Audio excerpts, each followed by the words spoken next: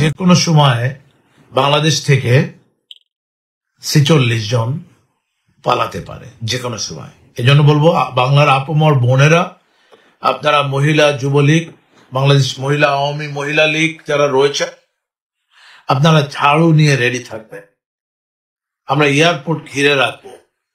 ছাত্রলীগ যুবলীগের ভাইয়েরা, নির্দেশনাটা চলে আসছে, কিন্তু পিন পয়েন্ট কবে কোথায় কখন এটা এখনো আসে নাই। এটা আপনারা পেয়ে যাবেন, জুমের সাথে কানেক্টেড থাকেন। তবে আপনারা বোনেরা, মায়েরা, আপনারা আপারা, আপনারা ঝাড়ু রেডি রাখেন। ঝাড়ু মিছিল হবে। এই কুলাঙ্গার, খুনি, আন্তর্জাতিক চক্রান্তকারী, ষড়যন্ত্রকারী, মিথ্যাবাদী এবং ম্যাটিকুলাস কিলার ডিজাইনার ইউনুস এবং তার গং, লুচ্চা, লাফাঙ্গা, মিথ্যাবাদী, প্রতারক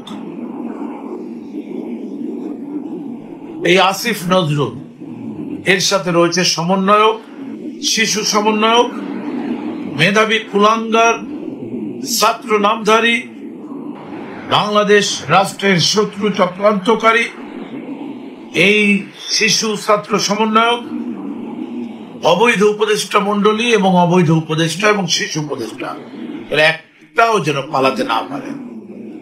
জারজ, হাসানা এবং বেয়াদব সার্জিস,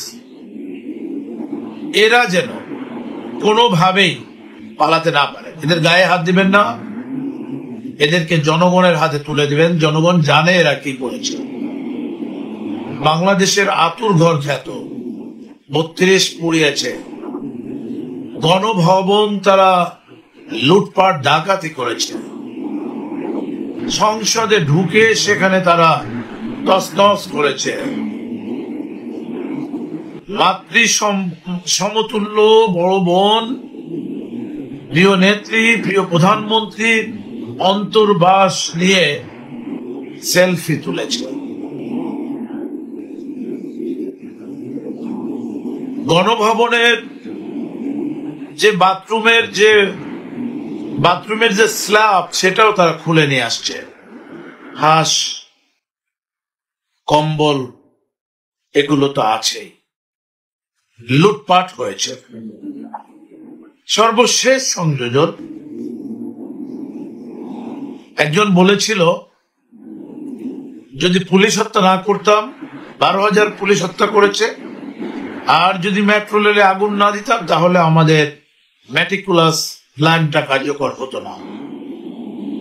ঠিক সেই ম্যাটিকুলাস প্ল্যানের পার্ট হিসেবে নাহিদ এবং আসিফ কাকতালীয় ভাবে এদের অফিসের আগুন দিয়েছে সচিবালয়ে। আমি কথা শেষ করছি।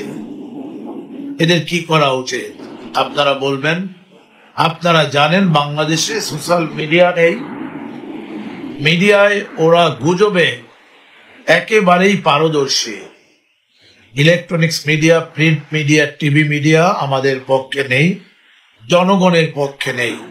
চুরি, ডাকাতি, ছিনতাই, রাহাজানি, ধর্ষণ, বাবা মাকে বেঁধে মেয়েকে ধর্ষণ, হিন্দু সনাতনী বোনদের উঠিয়ে নিয়ে যাচ্ছে, তাদেরকে শাসাচ্ছে, আবার বলে যাচ্ছে যে যদি কোনোভাবে গর্ভবতী উনি হয়ে যায়, এটা নিয়ে বাড়াবাড়ি করলে তাদেরকে দুনিয়া থেকে বিদায় করে দেবে। কোথায় আছে? কোন দেশে আছে? ও আমার দেশের মাটি, তোমার পরে ঠেকাই মাথা। ও আমার দেশের মাটি, তোমার পরে ঠেকাই মাথা। ও আমার দেশের মাটি, তোমার পরে ঠেকাই মাথা। ও আমার দেশের মাটি, তোমার পরে ঠেকাই মাথা। এই মাটিতে মাথা ঠেকানোর, পা গোজার, মাথা গোজার জায়গা আর নেই।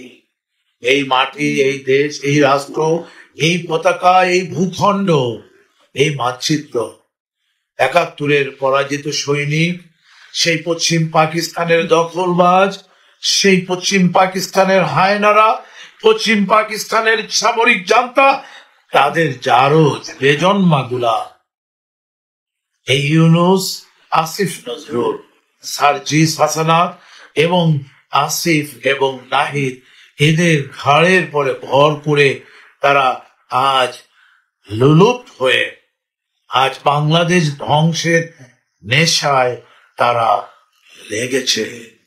এই আসিফ নজরুল, খুনি ইউনুস এবং এদের যে দোসররা রয়েছে, এরা সেই মাথা গোজার এবং মাথা রাখার যে মাটিটা ছিল, সেই মাটিটাও আজ এরা একেবারেই নাপাক করে দিয়েছে। বাংলাদেশের স্বাধীনতা যুদ্ধে প্রায় 17 থেকে 20,000 আওয়ামী লীগের নেতা কর্মীকে হত্যা করা হয়েছিল।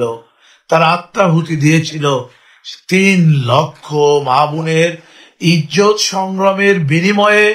এই রক্ত দিয়ে অর্জিত, রক্ত দিয়ে কেনা স্বাধীনতা, সেই স্বাধীনতাকে ভুলণ্ঠিত করা হয়েছে। 30 লক্ষ শহীদের রক্তের এবং আত্মাহুতির বিনিময়ে যে স্বাধীনতা এসেছে, সেই জারজ এরা বলে সেখানে মাত্র হয়তো 1জন বা 2জন ধর্ষিতা হয়েছে, বলে সেখানে মাত্র 2জন সেখানে হত্যা হয়েছে।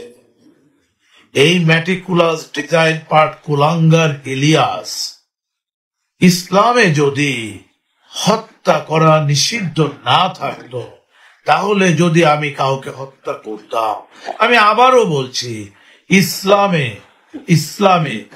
যদি হত্যা বিধান নিষিদ্ধ না থাকতো, কোরআনে যদি হত্যার বিধান নিষিদ্ধ না থাকতো, যদি আমি কাউকে প্রথম হত্যা করতাম, সেটা হচ্ছে এই ইলিয়াস।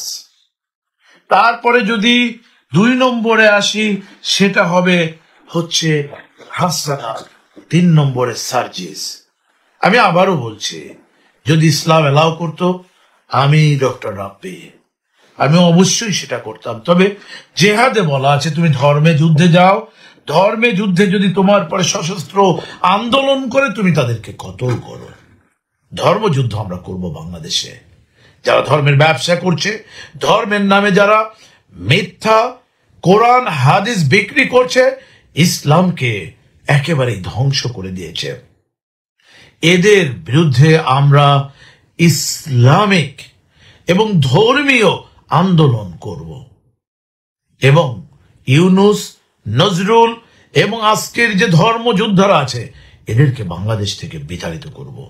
প্রধানমন্ত্রী শেখ হাসিনাকে বাংলাদেশে ফিরিয়ে আনবো। বাংলাদেশে এনে তার যে প্রধানমন্ত্রিত্ব, লাল গালিচা দিয়ে তার হাতে সেটাকে বুঝিয়ে দিব।